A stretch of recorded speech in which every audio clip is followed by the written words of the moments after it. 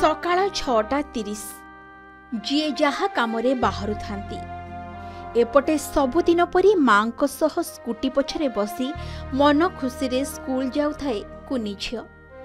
Helmet भी पिंधि थिले उभय। आउ कई मिनिट परे पहुंची जाई थांते स्कूल रे।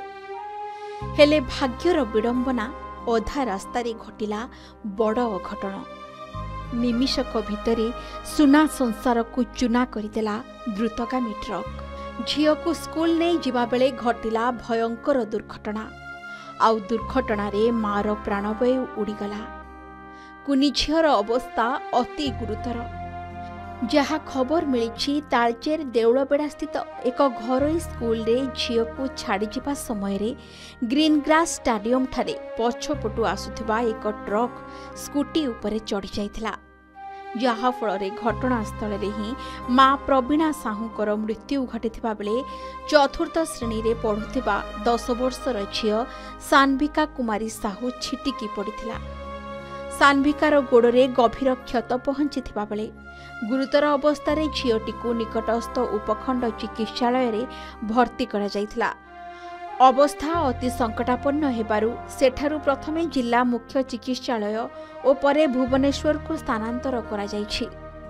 मृत महिला प्रवीणांक स्वामी जणे लोको पायलट। एमानंक घर बरमपुर अंचल रे होइथिबा बेले तालचेर रे एमाने भड़ारे रहुथिले। स्वामी स्त्री दुई झियों को नहीं बेस हस खुशी रे चलुथिला परिवार।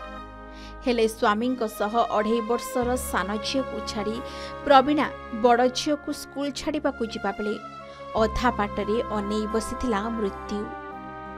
एपटे दुर्घटना घटाइबा परे घटनास्थल ट्रक चालक फेरार हो जाइथिबा खबर मिली। दुर्घटना घटाइथिबा ट्रकटी एमसीएल रो।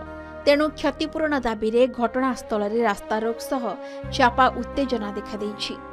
तालचेर पुलिस घटनास्थल रे पहुंची अधिक तदंत जारी रखिछि। घटना परे संपूर्ण भांगी पड़िछंती प्रवीणांक स्वामी। दुईटा झियो एबे मां छेउंड।